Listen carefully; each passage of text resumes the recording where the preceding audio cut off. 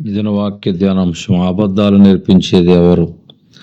అబద్ధము మన నోట్ల నుంచి రావాలంటే అది మొదటిగా ఎవరి యొద్ద నుంచి రావాలి? యేసయ్య దగ్గర నుంచి. అబద్ధము రాదు. కారణము, దేవుడు అబద్ధమాడుకు ఆయన మానవుడు కాదు. సంఖ్యాకాండం 23:19. ఇశ్రాయేలుకు ఆధారమైన వాడు నరుడు కాదు. 1 సమూయేలు గ్రంథం 15:29. మన ప్రభు ఎన్నడూ అబద్ధము చెప్పలేదు. ఆయన అబద్ధికుడు కానప్పుడు, అబద్ధము చెప్పనప్పుడు ఆయన బిడ్డలమైన మనము అబద్ధములు ఎలా చెప్తాము? మరి మనం అబద్ధము చెప్పామంటే ఆ అబద్ధం ఎక్కడి నుంచి వస్తుంది? బైబిల్ సెలవిస్తుంది, సైతాను అబద్ధికుడు మరియు అబద్ధమునకు జనకుడు.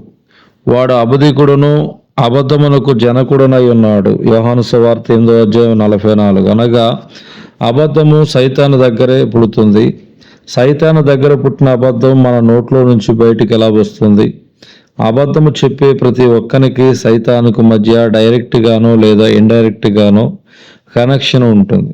ఒకానొక సమయంలో ఒక తండ్రి కొడుకు ఎగ్జిబిషన్కి వెళ్ళారు.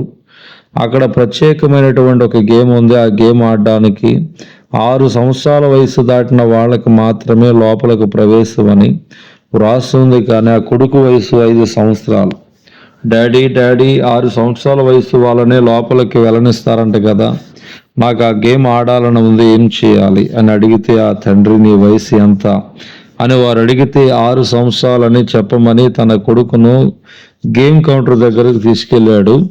అక్కడ ఉన్న బిల్డింగ్ బాయ్ ఆ అబ్బాయితో, బాబు నువ్వు చిన్నవాడిలో ఉన్నావు, నీ వయసు ఎంత అని అడగగానే అబ్బాయి వెంటనే 6 సంవత్సరాలండి అని చెప్పాడు. బిల్డింగ్ బాయ్ సరే లోపలికి వెళ్ళి అని టికెట్ ఇచ్చి పంపించాడు.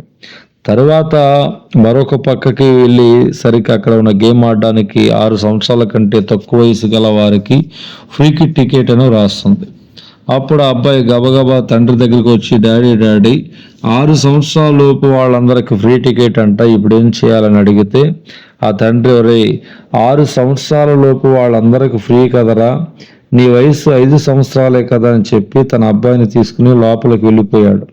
అబ్బాయి ఎంజాయ్ చేసి బయటకు వచ్చి బుర్రగోక్కుంటూ ఉన్నాడు. అప్పుడు తండ్రి, ఏమిట్రా అంత టెన్షన్ పడుతున్నావు? ఏమి లేదు డాడీ, నాకు దీంట్లోకి వెళ్తే 6 సంవత్సరాలు, దాంట్లోకి వెళ్తే 5 సంవత్సరాలు. ఇంతకీ డాడీ నిజం చెప్పు, నా వయసు ఎంత? తండ్రికి ఏం చెప్పాలో అర్థం కాలేదు. జాగ్రత్త, చిన్న చిన్న విషయాలకే పిల్లల ముందు మనం అబద్ధం చెబితే వాళ్ళు రేపు ఎలా అబద్ధములు చెప్పాలో మనమే నేర్పిస్తున్నాం. రేపటి దినాన పిల్లలు మన కళ్ళ ముందే అబద్ధాల కోరుగా తయారై అబద్ధాలు చెప్తున్నప్పుడు మనం కోపంతో వారిని నిలదీస్తున్నప్పుడు, మమ్మీ డాడీ మీరే కదా నాకు అబద్ధాలు నేర్పించిందని చెబితే మన దగ్గర సమాధానం ఉంటుందా? కనీసం ఈ రోజు నుంచైనా అబద్ధాలను విడిచిపెడదామా? అబద్ధములను సమాధి చేద్దామా? అబద్ధములు చెప్పనవాడు బహు నమ్మదగిన వాడు, బహు యథార్థవంతుడు. ఇక నుంచైనా యథార్థంగా నమ్మదగిన వారుగా జీవించడానికి ఎన్నటికీ అబద్ధం చెప్పమని ఒక గొప్ప తీర్మానం తీసుకుంటారా? కొలసీ పత్రిక 3:9 ఒకరితో ఒకడు అబద్ధం ఆడుకుడని దేవుని యొక్క వాక్యం చెప్తుంది. దేవుడి దిన వాక్య ధ్యానం దేవుడు దీవించునుగాక. ఆమేన్.